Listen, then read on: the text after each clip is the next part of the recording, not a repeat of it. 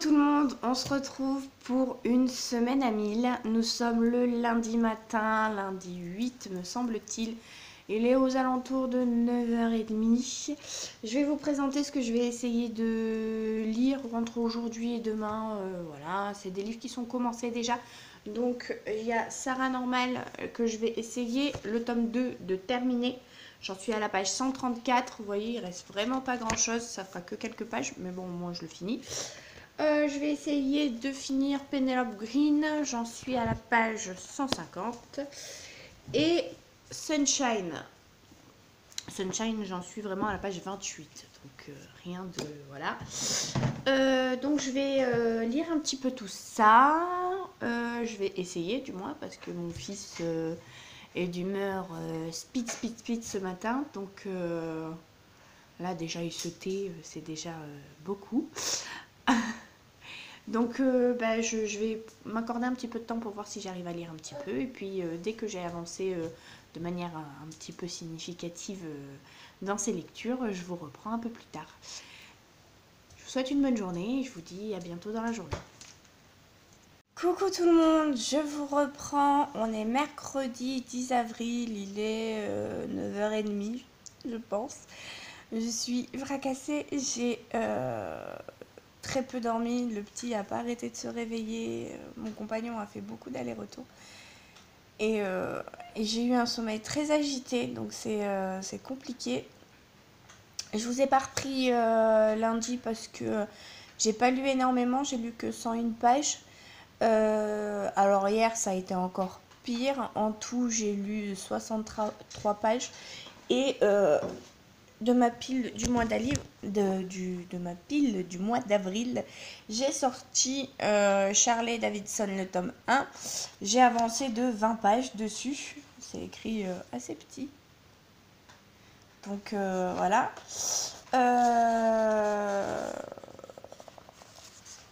Sinon, à part ça, voilà. J'ai avancé dans Sunshine, j'en suis à la page 134.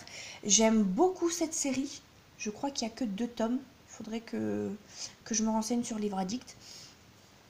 Mais du coup, ça a l'air plutôt pas mal. Hein. J'aime beaucoup. J'aime beaucoup. Il est très prenant, donc on va dire que j'avance plus sur Sunshine que sur les autres. J'essaye de vous faire un petit point, soit ce soir, soit demain.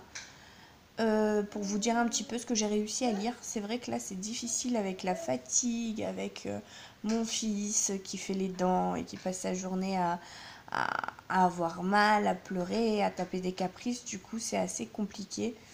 Mais bon, je lis un petit peu, c'est déjà pas mal. Si j'atteins les 500 pages, ça sera déjà pour moi une belle victoire. Sur ce, je vous fais des gros bisous et je vous reprends plus tard. Tu fais des bisous toi aussi? Et vous fais des bisous. A plus! Coucou tout le monde, désolée pour ce plan un peu merdique, je peux pas faire mieux. J'ai perdu mon support, je ne sais pas du tout où est-ce que je l'ai posé. C'est bon, je l'ai retrouvé. Donc, nous reprenons pour faire la clôture du vlog de la semaine à 1000. Là, je vais commencer une semaine de Read After 10 où je vais un petit peu adapter les horaires parce que je suis épuisée. Ça fait la semaine dernière déjà, j'étais malade. J'ai eu sûrement des grosses allergies, je sais pas trop comment appeler ça, une grosse rhinite, etc. qui m'a laissé clouer au lit. Donc j'ai pas trop le choix. Cette semaine, étant donné qu'avec mon chéri on a découvert une super série, ça s'appelle Les Magiciens, c'est adapté d'une trilogie, alors il y aura peut-être plus de tomes, je ne sais pas si elle est terminée, la trilogie des Les Magiciens de Lev Grossman. Et ça a l'air pas mal du tout. Alors en série c'est plutôt sympa je trouve.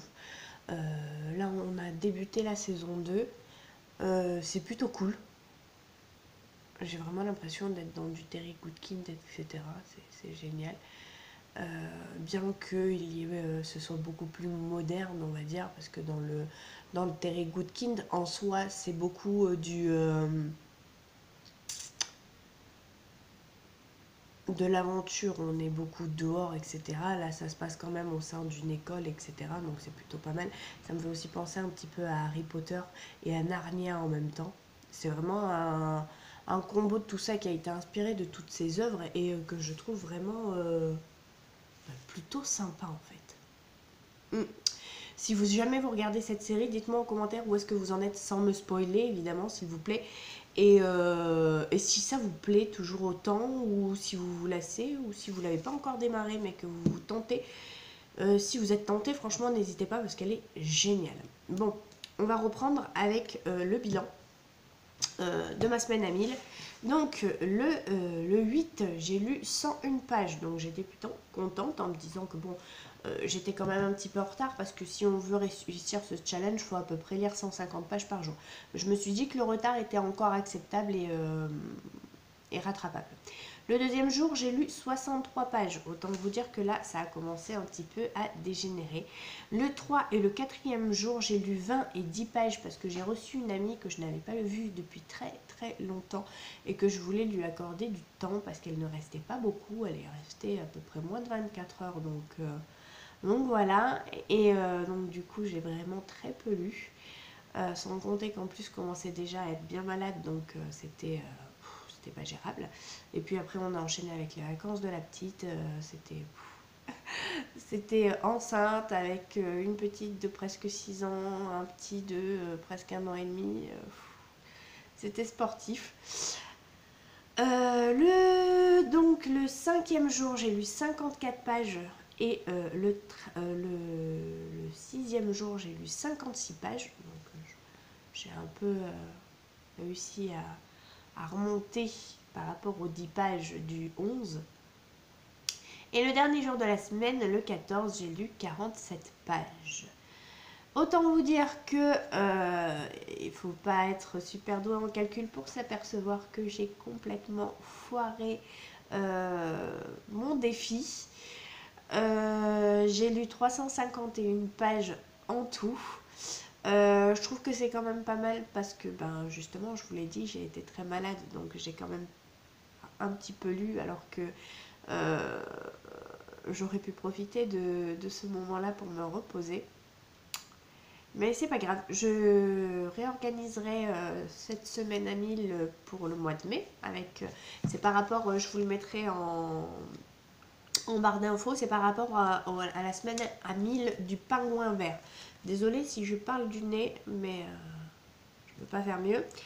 Elle se déroule du 20 au 26. S'il y en a qui sont intéressés pour pouvoir participer pendant la semaine à 1000 de mai, laissez-moi un petit commentaire et peut-être qu'on pourrait s'arranger pour ou que vous alliez sur le groupe ou qu'on fasse connaissance, etc.